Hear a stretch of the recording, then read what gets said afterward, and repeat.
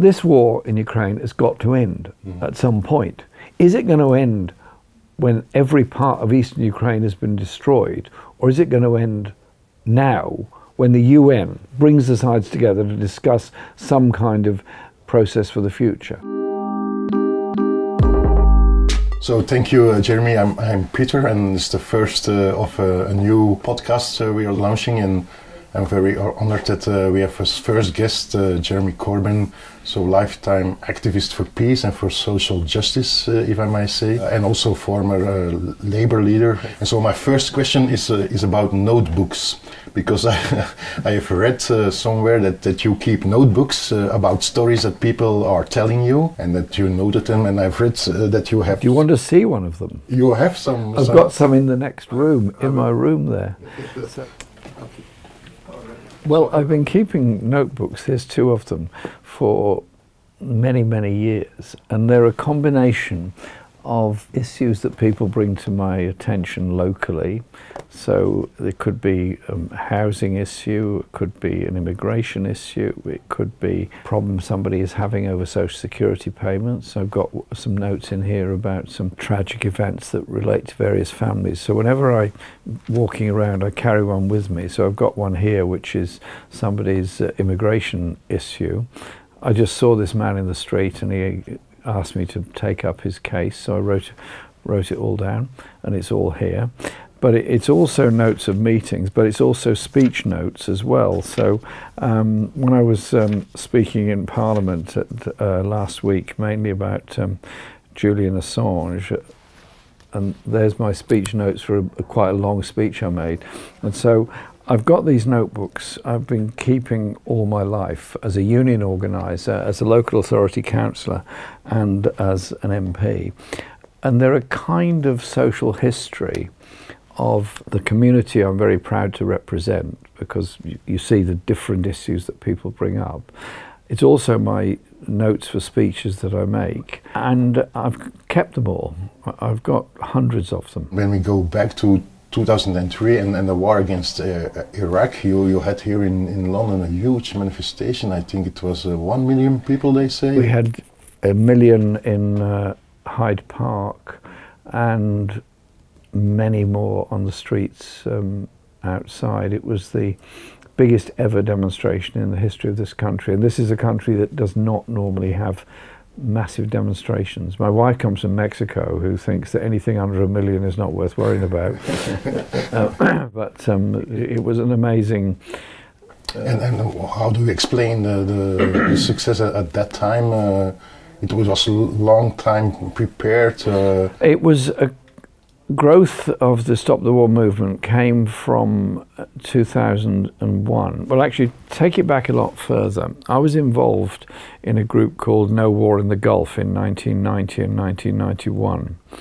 And the issue was voted on in Parliament, and there was 17 MPs voted against the war in the Gulf in 1991. Only 17? Yeah. On how many MPs? 650. 650. We then went through that period of opposing that war in the Gulf. And then the sanctions against Iraq were devastating after that. A lot of children died, cancers, etc.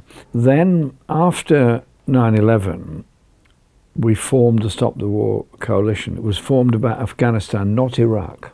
We formed it about a month later.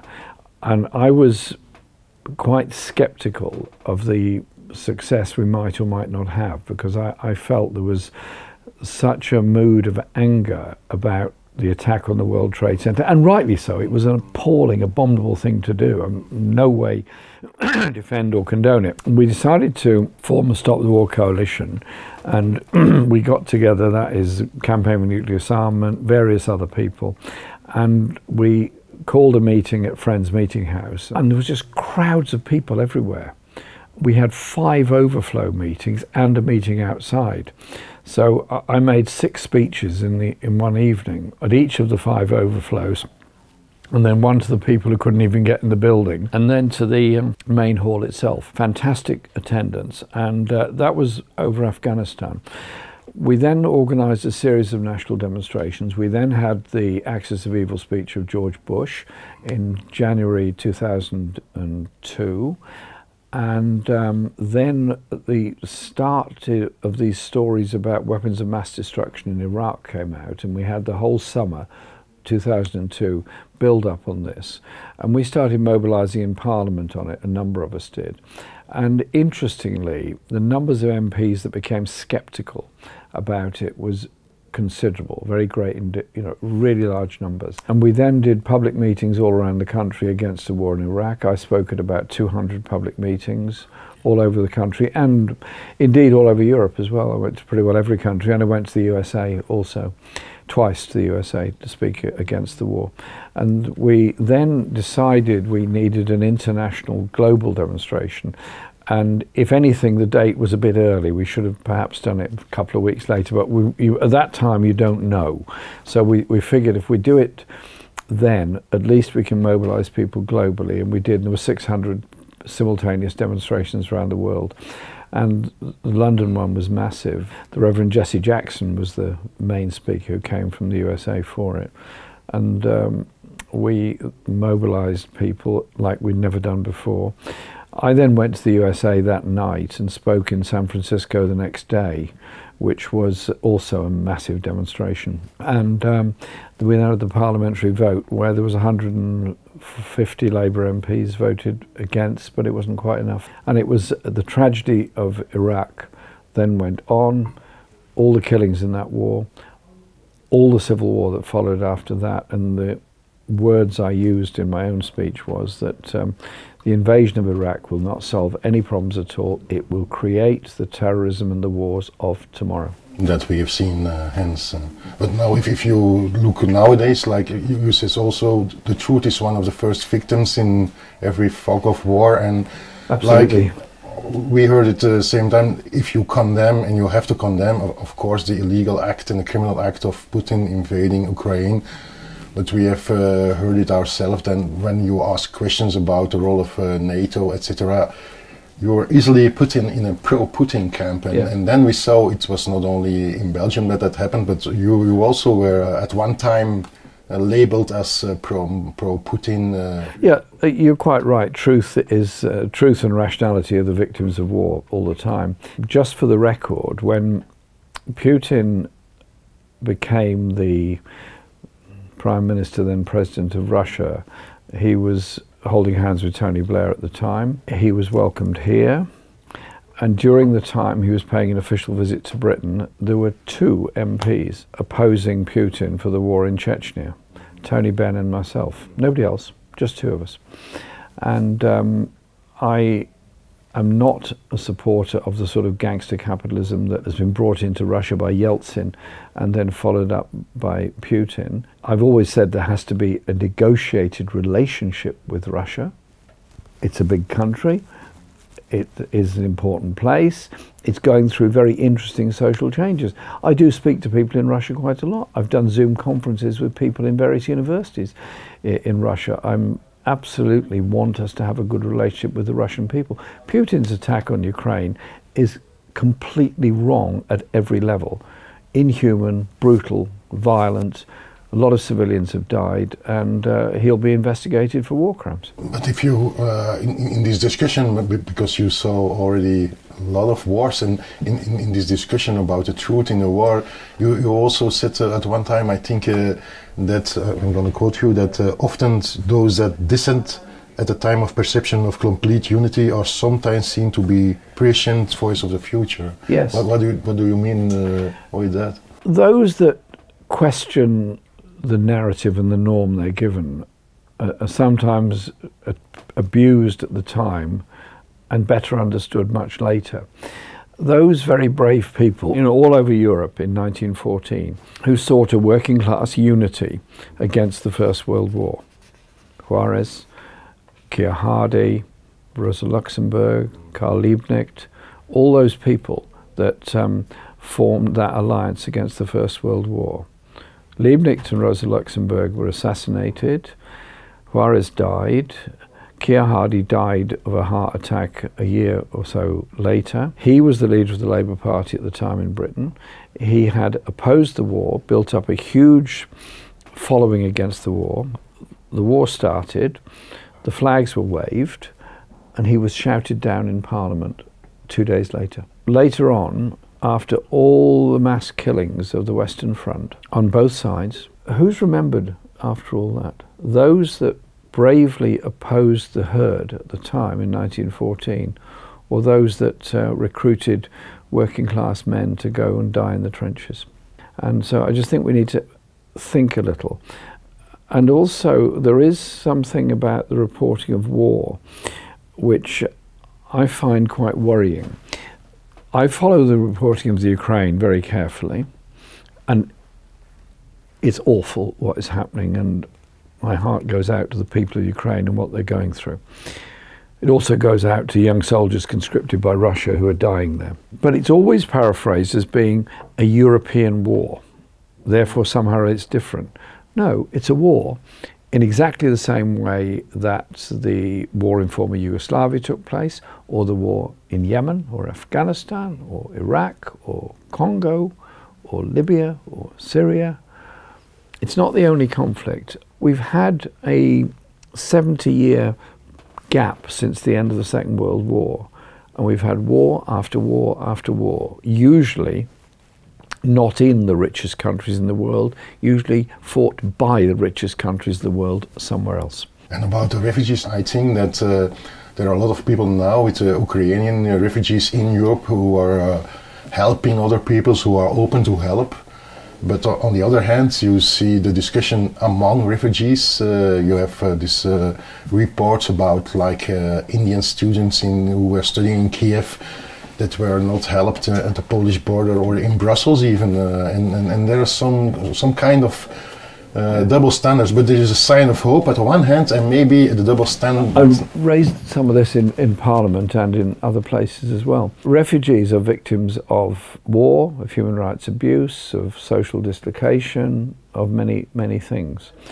And there are refugees dying trying to get across the Mediterranean to get to Lampedusa, trying to get into Greece, trying to get from Belgium or France into England, and dying in the Channel. And those that do arrive here, mainly from Afghanistan, but also from other places, Yemen, Eritrea, Syria, Palestine, and so on, have no right to work, have very, very limited public support in the initial process, and rely an awful lot on charity. And some of them end up being refused asylum and end up undocumented migrants sleeping rough on the streets of this country. They are helped by churches, synagogues, mosques. Many of the religious community help them a great deal, and they try to survive. And it's wrong, it's immoral, they're human beings, they deserve our help and our support. The Ukrainian refugees are being welcomed, and there are 200,000 people who have offered their homes to Ukrainian refugees in the United Kingdom. Well done. Thank you very much. The government is not bringing very many Ukrainian refugees in, but I just think there has to be a similarity of treatment, and maybe Europe needs to reset its mentality about refugees from all over. And indeed, at the last Council of Europe, which I'm a member of, a number of us raised this very point in debates about refugees, that there has to be equality of treatment of all refugees in Europe. In Belgium there is a saying that when the rich go to war, the poor die. You said also, and I'm going to quote you, it's very, very easy for a politician in any parliament in the West to get up and to say, go to war, go to war, go to war. It's always easy to vote for somebody else's children to go to war. That's right. I just remember the atmosphere in Parliament in 1991 over the Gulf War, over Iraq and Kuwait, and then obviously the Iraq War, and there's this sort of thing, we're going to go and do it. And when there was a vote taken on bombing of Syria or not, I was against our intervention. I said we should be promoting a Geneva conference to try and bring about a ceasefire. MPs cheered when it went through, and I just looked at them and thought, cheered literally. You are cheering, and you are actually going to be killing people by your decision this evening. You're killing people. by bombing. And it is very easy for politicians to get swept up in a fervour which leads them into war. The harder part is to say, hang on, there's got to be some other way of doing it. Now, I think Russia is completely wrong over Ukraine, absolutely wrong. I also think the UN could and should have been much more involved in trying to promote talks with Russia, trying to promote a ceasefire at the very earliest stages. Sadly, we're now more than a month into this war, and it's got a horrible longevity about it, which looks to me like it might get worse, not better.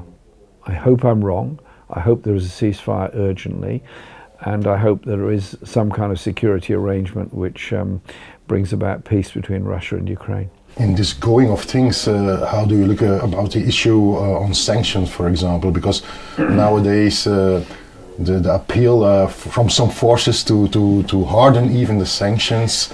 How do you look? Which sanction can there be good sanctions and wrong sanctions? The problem with sanctions is that they start with the point of sanctioning the Russian oligarchs. The concern I have is that if the sanctions are applied against an entire people, then the Iraq example is surely an interesting one. We ended up impoverishing the people of Iraq. 500,000 people died unnecessarily for lack of access to medicines and all the vital things of life. Because of the sanctions. Because of the sanctions. It didn't make any difference to Saddam Hussein or the government of Iraq. And I've got this horrible thought that we might end up a ruined and impoverished Ukraine and a ruined and impoverished Russia that does not necessarily take people in the direction of a left-wing socialist agenda for the future. Think of the parallel of what happened to Germany in the 1920s and 1930s, when there was massive sanctions put on Germany, incredible inflation and levels of poverty.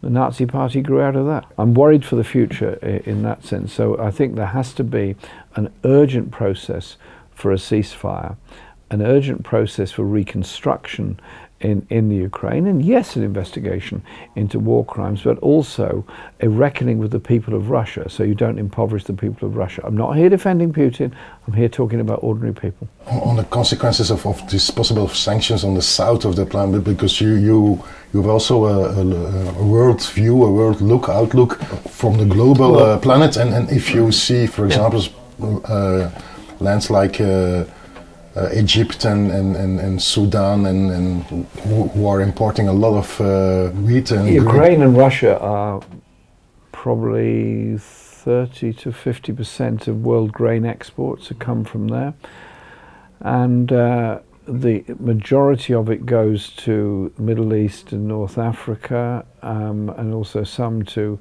Asia as a whole. And so food supplies are already being disrupted. Grain prices are already going up very fast. Now, in that scenario, you can imagine that Western Europe will be able to, bluntly speaking, outbid the economies of North Africa and the Middle East in purchasing grain for bread supplies.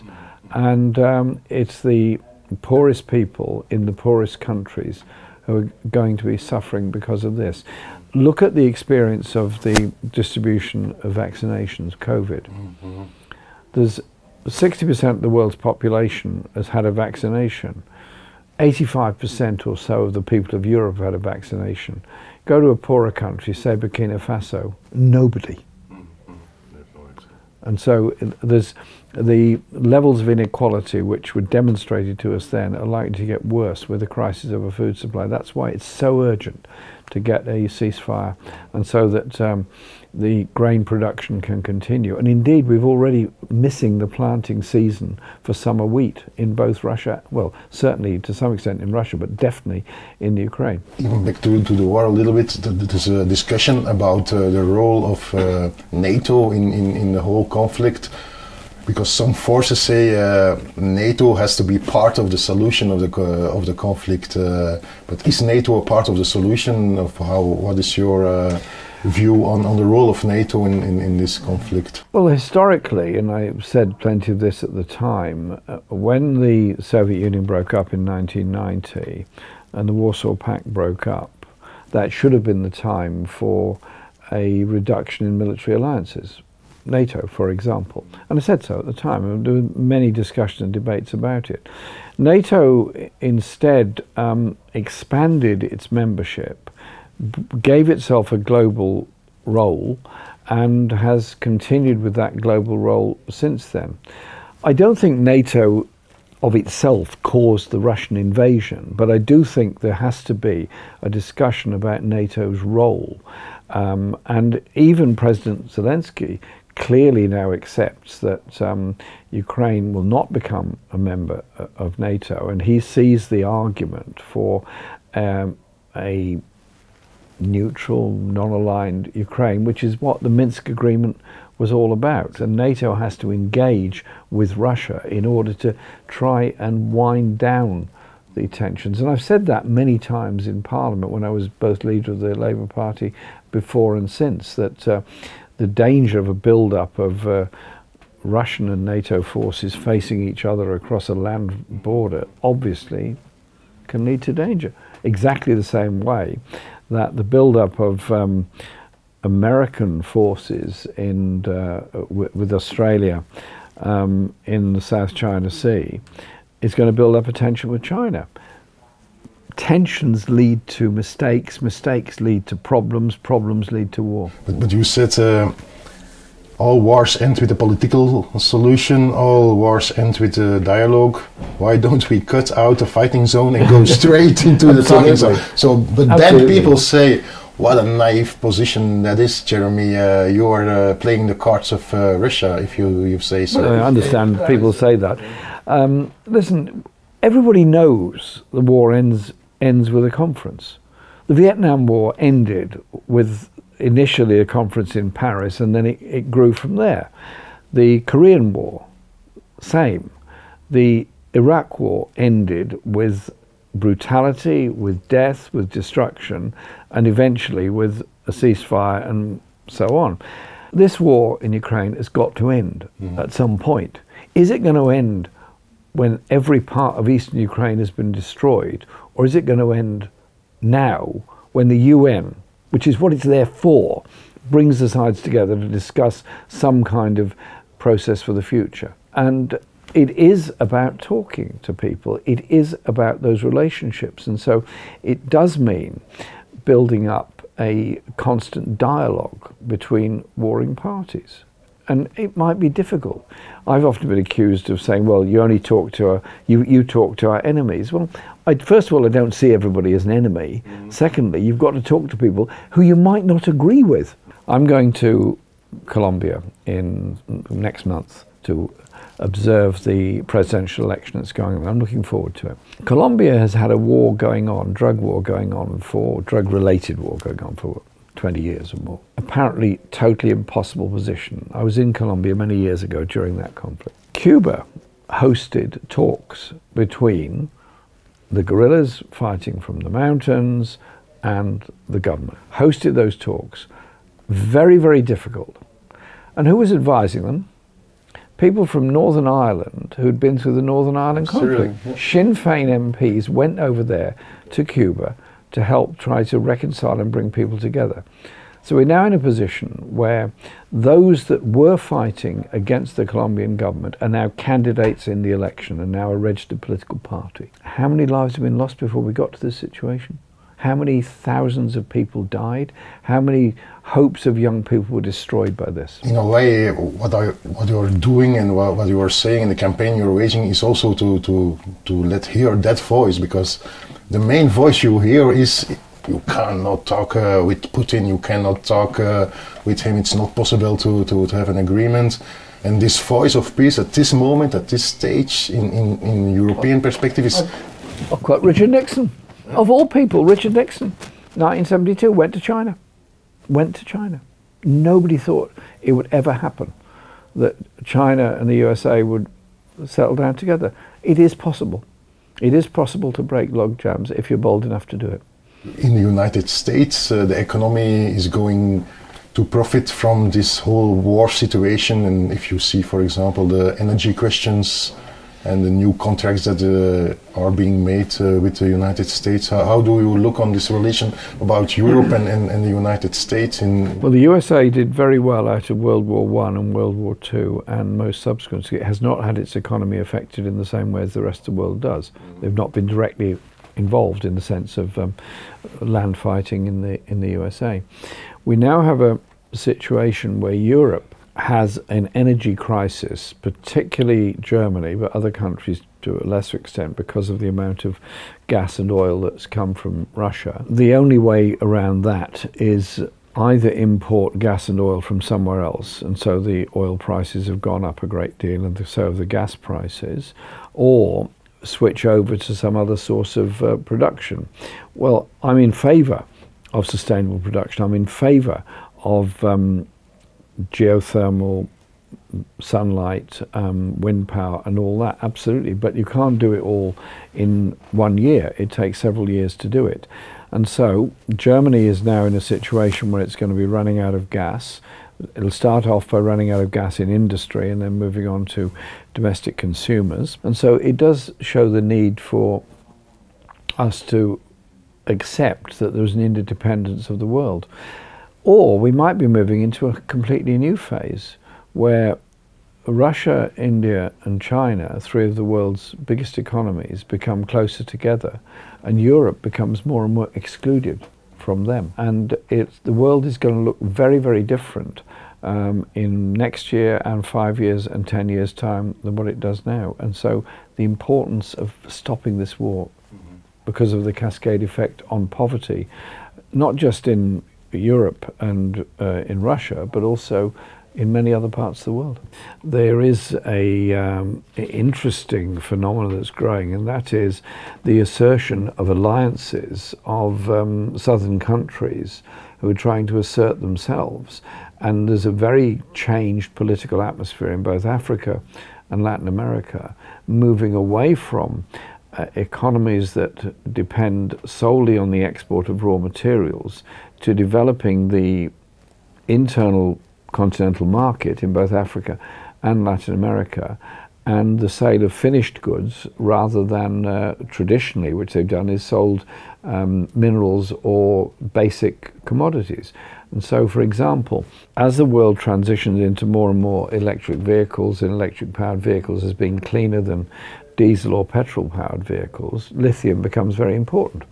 There are very large reserves of lithium in Bolivia, Argentina and Chile, and in Mexico, as well as in other places around the world, China, Australia and so on. This mineral revolution in Latin America is being handled very differently to previous ones. You think of the history of Bolivia and Peru that have dug out their silver, dug out their gold, dug out their ores of every sort and sent them away without any processing. This time it's different. They're proposing to process lithium, use it to set up manufacturing capacity. The whole trend on the economies in Africa, having gone through the colonial period, gone to structure adjustment programs which put them into the world free market economy, which resulted in privatization and a great deal of poverty, and now looking at interdependent economies in Africa. So the world is beginning to look a very different place than it did 5 years and 10 years ago, when European and American supremacy was much greater than it is now. You said you came back from Chile, and you also said if you look with the eyes from the global south, there is also signs of hope of what is happening there in Latin America, for example.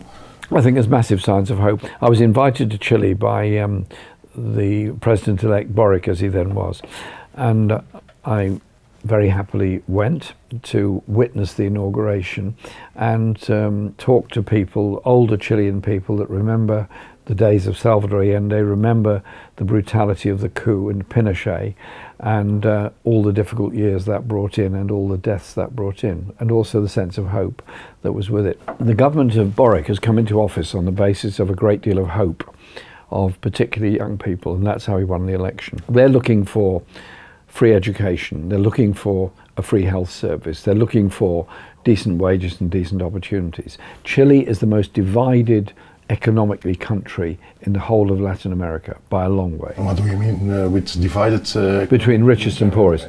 The richest live very, very well in the suburbs of Santiago. Very, very well indeed. The poorest live all over them.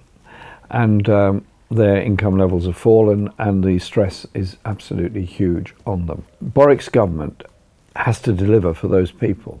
You cannot do it unless you start taxing the very richest, unless you start attacking their privileges and start moving the way in which their lifestyles have been conducted. There's going to be brutal attacks on him and his government, of that I'm sure. And I was interested to talk to people, particularly young people, who were learning the experience of what Salvador Allende's government went through in 1970 when they tried to bring into public ownership the key industries and the mineral resources of the country. This time I think people well understood what's going on, and also this is a social media generation, which means that people do get instant information. It might be wrong, it might be right, but they get it very quickly. It is a very different era to those that grew up with the paper leaflets, who grew up with the internet information. And so that has to be engaged with and managed very carefully. And what I was impressed with was the way in which the modern approach of Boric and his team was totally engaged in social media. It's very important. The left can't ignore social media. Okay. I have one final question for you, yeah. Totally out of topic. It was about football. How do you know? Because everyone does it. It's about Arsenal, yes. Yes, of course. Because football came from Britain to Belgium, in Antwerp, etc., etc., and then Arsenal was originated with the workers from the gun. Arsenal's origins are the munitions workers from the Royal Ordnance at the Woolwich Arsenal, and they were called the Woolwich Arsenal because they came from Woolwich, and then they moved to Islington in 1913 and bought some land from the church and set up the club. The club, when it was founded, was very poor. It was working men's club, football club, and they borrowed kit, red and white shirts from Nottingham Forest, who were then a very well established and famous club. And so the first Arsenal kit was from Nottingham Forest, which is why Arsenal still play in red and white. And now there's nothing logical about football, and I hate the money involved, and I hate the sort of all of that, and the fact that many owners don't really give too much interest in the club. But the principle of football and bringing people together. I'm with Albert Camus and others on this, Camus, on understanding of football. I'm with Eric Cantona on this, I'm with Thierry Henry on this, the beauty of football. And seeing young people getting together, playing football, they understand teamwork, they understand each other, they understand supporting each other, and they understand the need to be healthy and to be fit. What's there not to like about that? And so, yes, I do support Arsenal, and I'm a great admirer of Arsene Wenger, our former manager, who I think made a fantastic contribution and still makes a fantastic contribution to football the world over. So the spirit of cooperation in football, even big money cannot break it. Wenger was such a nice guy. He was awarded the freedom of the borough of Islington, and I wrote to him to say, I'm really sorry, I can't be there, because I'm going to Angola on a delegation, and we're looking at the issue of clearing landmines and support for the future of Angola. But I'm really sorry, but I wish you well, and I'm so pleased you were made this award by our community. And he wrote back and he said, "Dear Jeremy, thanks for your letter. You're doing something useful, which is more than I am." Which is nonsense, but what a nice man. Okay, Jeremy, thank you very much for... Thank you very much. It's been fascinating. Enjoyed talking to you. Enjoyed talking to you.